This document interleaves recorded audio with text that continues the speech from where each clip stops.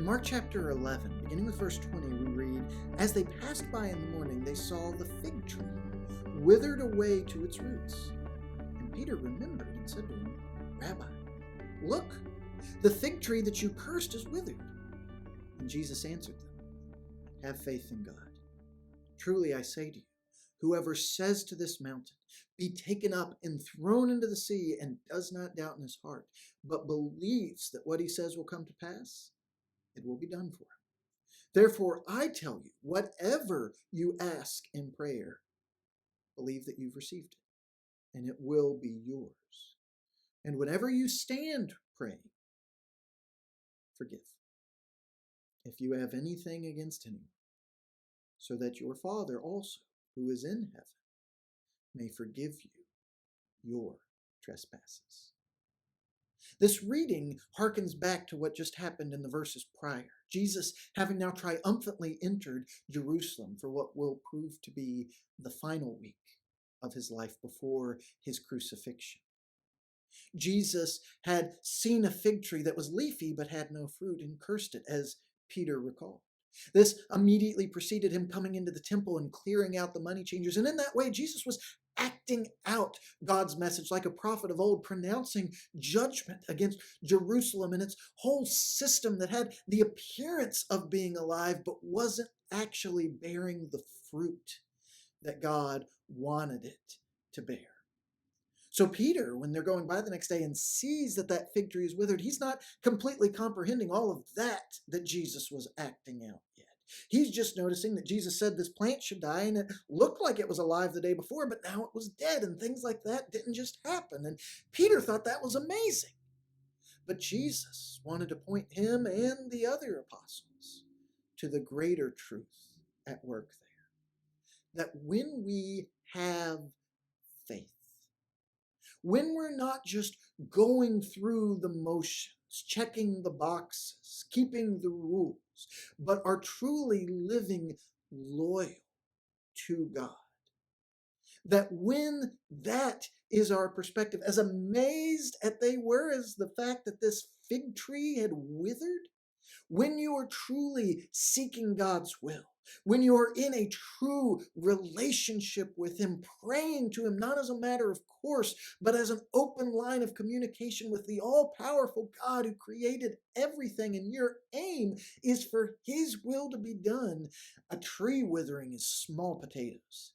God can literally move mountains. And that is a thought that comforts us, as well it should.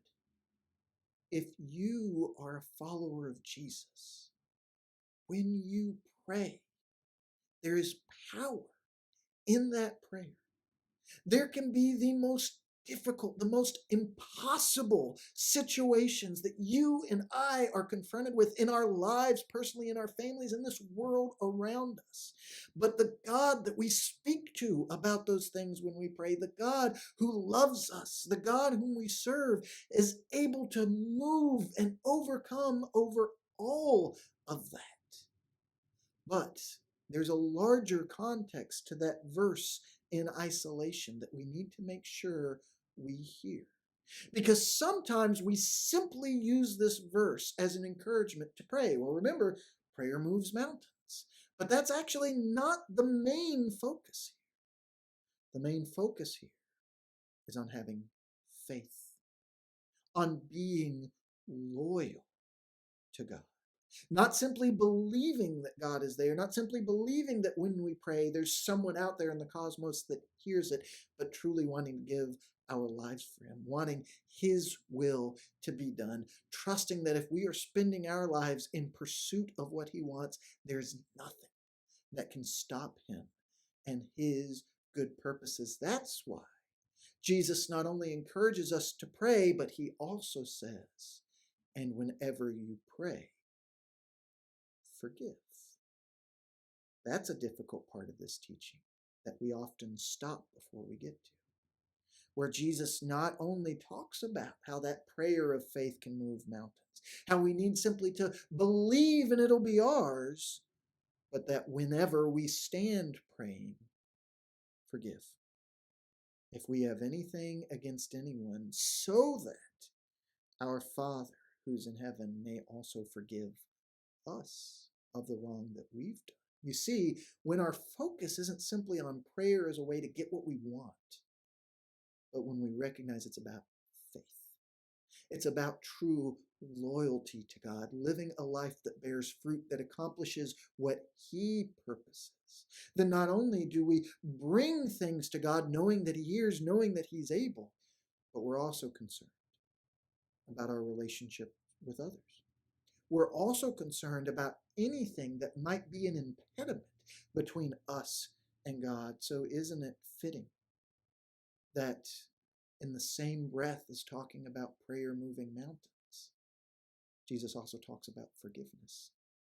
Because that's a very big mountain for many of us. If you've ever been hurt, if someone you care about has ever been hurt, the idea of forgiving might very well seem impossible.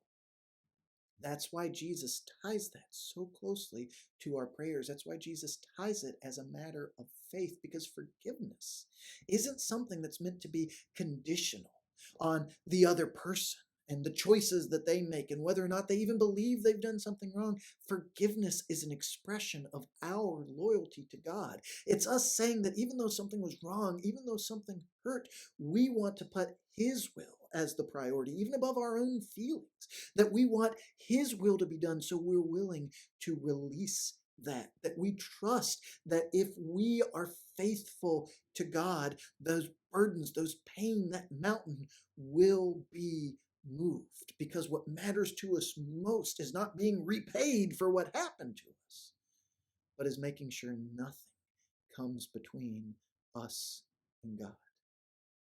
I honestly believe Jesus knew how hard that was for us when He taught this. I think that's part of why He says that every time, whenever we stand praying, forgive. Because it won't be a one and done deal.